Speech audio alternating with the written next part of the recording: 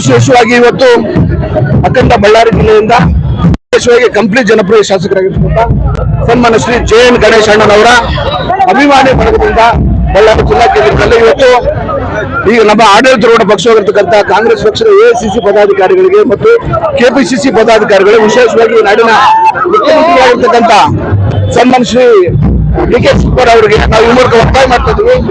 ಈ ಬಳ್ಳಾರಿ ಜಿಲ್ಲೆಯ ಅತ್ಯಂತ ಸಕ್ರಿಯ ಚುನಾಯಿತ ಇದರಲ್ಲಿ ಯಾರಾದ್ರೂ ಇದ್ರೆ ಸನ್ಮಾನ್ಯ ಶ್ರೀ ಜೆ.ಎನ್. ಗಣೇಶ್ ಅವರು.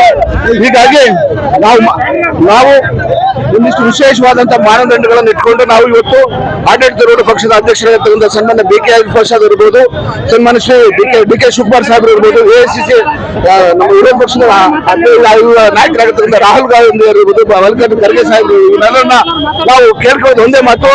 ಅಖಂಡ ಬಳ್ಳಾರಿ ಜಿಲ್ಲೆಯಲ್ಲಿ ಈಗಾಗಲೇ ಅತ್ಯಂತ ಸಕ್ರಿಯವಾಗಿ ಜನಪರವಾಗಿ ಅಭಿವೃದ್ಧಿ ವಿಚಾರದಲ್ಲಿ ಇರ್ತಕ್ಕಂಥ ಸನ್ಮಾನ್ಯ ಶ್ರೀ ಜೆ.ಎನ್. ಗಣೇಶ್ ಅವರಿಗೆ ನಾವು ಈ ಬಾರಿ 2ನೇ ಹಂತದ ಮಂತ್ರಿ ಸಚಿವ ಸ್ಥಾನ ಪುನಃ ಸಂದರ್ಭದಲ್ಲಿ ಸಚಿವ ಸ್ಥಾನ ಕೊಟ್ಟರೆ ಈ ಕಡೆ ಪಕ್ಷ ಸಂಘಟನೆಗೆ ಆ ಕಡೆ ಅಭಿವೃದ್ಧಿ ಇಡೀ ಬಳ್ಳಾರಿ ಜಿಲ್ಲೆ ಸಮಗ್ರ ಅಭಿವೃದ್ಧಿಗೆ ಅನುಕೂಲ ಆಗ್ತಕ್ಕಂಥ ದೃಷ್ಟಿಯಿಂದ ಇಡೀ ಕಂಪ್ಲಿ ವಿಧಾನಸಭೆ ಎಲ್ಲ ಕ್ಷೇತ್ರದ ಎಲ್ಲ ಹಿರಿಯ ಮುಖಂಡರ ಪರವಾಗಿ ಆಡಳಿತಾರೂಢ ಪಕ್ಷ ಮತ್ತು ಮುಖ್ಯಮಂತ್ರಿಗಳನ್ನ ಗಟ್ಟಿಯಾಗಿ ಒತ್ತಾಯ ಮಾಡ್ತದೆ. ನಮ್ಮ ಜನಪ್ರಿಯ ಶಾಸಕರಾಗಿರ್ತಕ್ಕಂಥ ಸನ್ಮಾನ್ಯ ಶ್ರೀ ಜೆ.ಎನ್. ಗಣೇಶ್ ಅವರಿಗೆ ವ್ಯಕ್ತಿ ನಮ್ಮ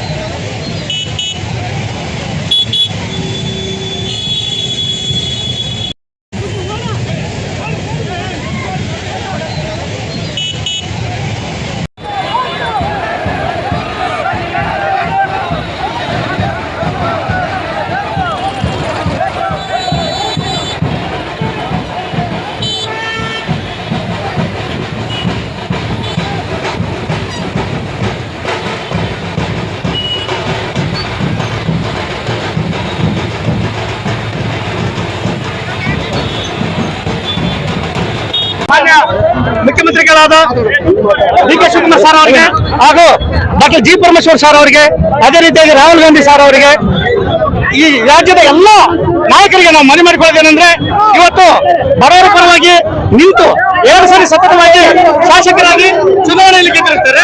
2013ರಿಂದ 2018ರವರೆಗೆ ನಮ್ಮ ಕಾಂಗ್ರೆಸ್ ಪಕ್ಷದಲ್ಲಿ ಕಂಪ್ಲಿ ವಿಧಾನಸಭಾ ಕ್ಷೇತ್ರಕ್ಕೆ ಯಾರೇ ನಿಲ್ಲಕ್ಕೆ ಸ್ವಲ್ಪ ಮುಂದೆ ಬರ್ತಾ ಇದ್ದಿಲ್ಲ, ಯಾಕಂದ್ರೆ ಈ ಆರ್ಭಟಕ್ಕೆ.